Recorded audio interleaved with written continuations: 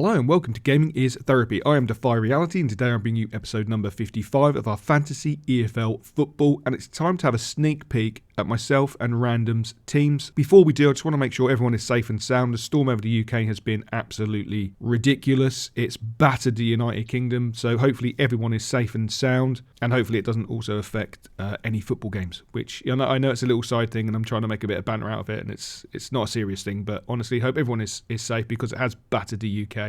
We wouldn't like to think that anyone was hurt or impacted by such a vicious storm. Anyway, moving on. So, who are we going to start with? We're going to crack on with Random's team. Why not? Let's have a look. So, Walsall, Notts County. Love that team selection. Both teams have got such a great opportunity to get maximum points. My only fear for Walsall is they've, trying to think of his name, top of my head, Nathan Lowe's gone back to Stoke City, obviously his parent club. That could impact them a little bit, but I think they have enough in their team. I mean, they're a quality side. They play really good football.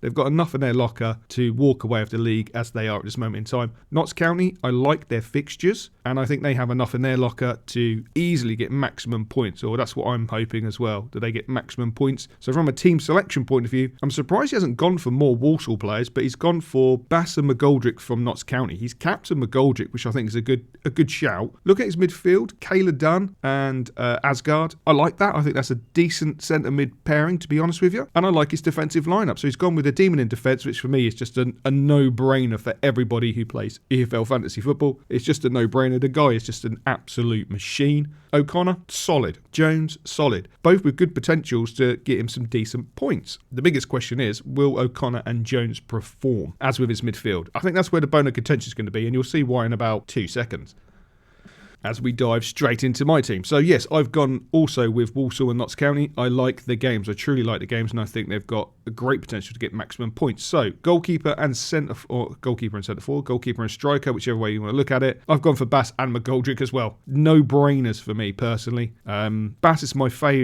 one of my favourite lower league goalkeepers. I also like Pears from Blackburn. My ultimate goalkeeper is always Pears is Blackburn. They're not lower league, John. Absolutely just brain sucks myself there. Absolutely just skedaddled my brain cells. I'm trying to think of the lad who I like in goal, and I can't. It's absolutely gone for me. But it's not Pears because I like Trafford and Pears plays in the Championship. Anyway, Bass. I do like Bass. And up top I've gone with McGoldrick. I am concerned about Notts County because they do have a rotational system. So I'm hoping that McGoldrick plays. It's a risk. And I'm pretty confident he'll get a goal, maybe an assist. So I'm happy with my selection there. My defence, I'm ecstatic with because I've got the demon in defence. Not being able to have him in a double game week is always frustrating, but he's got a double game week, and I expect his team and him to deliver massively for me, hence why he's got that armband. The rest of my defence, I've got to be honest, I don't know if these two are brothers, twins, whatever, but I've gone for O'Connor and O'Connor. So Rotherham O'Connor and Harrogate O'Connor. I probably should have done some research to see if they are, but it's just nice to have O'Connor because it's nice and simple and I can pronounce it. So I'm happy with that selection,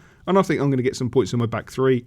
I think it's going to be a nice, comfortable defensive weekend. Midfield is probably the one where you're thinking, whoa, that's a bit out of the box. And it really is. I don't know why I've gone with this selection, but I like JJ at Walsall. He has a potential to get decent points, and he's in a good vein of form of getting points. Now, as we know historically, if you've followed this series or you're partaking in this series about fantasy football, you will know that any player who has a really good vein of form and does well in a points dividend, I usually am that curse from Harry Potter that will stop him. So I'm hoping that that's not the case with JJ, and I hope that's not the case with Wingy, because that would be really, really disappointing, because I think they've got really good games and a great potential to bang me some points home. So I've risked it for a biscuit, and we'll just have to see. And then obviously, as I said, McGoldrick up top. Hopefully he plays and delivers. I think he's got at least 3 goals across the 2 games in him.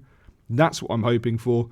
Demon in defence, that man can get 1,000 points and I wouldn't be surprised in a double game weekend. Honestly, he's just monumental. He's absolutely fantastic and should be an automatic pick for every single fantasy EFL player without a shadow of a doubt. The best defender in the game. But yeah, so I am a little bit concerned with my team. It's mainly the midfield. I think that's where I've risked it for a biscuit, and I'm not sure I'm going to get my biscuit. I think someone's going to dip it into the tea too long and it's going to fall off, and I'm going to be having a stewed biscuit cup of tea, which is not good. But we live in hope. So they're the 2 teams. Which team do you think this week? Do you think RandomGeezar's got the upper hand, or do you think my tea-dipping biscuit will win it with JJ and Wingy? Let us know in that comment section below. And before we finish, I want to give out a big shout-out to EFL Fantasy Josh, Because honestly, if there's a player injured or a player that may not be playing or isn't playing, Josh will always let us know and we can always make changes, which is absolutely fantastic, and we do appreciate it. We should have said it a long time ago, but we haven't, and we can only apologise for that. So we are straight up, Josh. Thank you ever so much. Honestly, you've saved us a lot of points. Me personally, you've saved me a lot of points.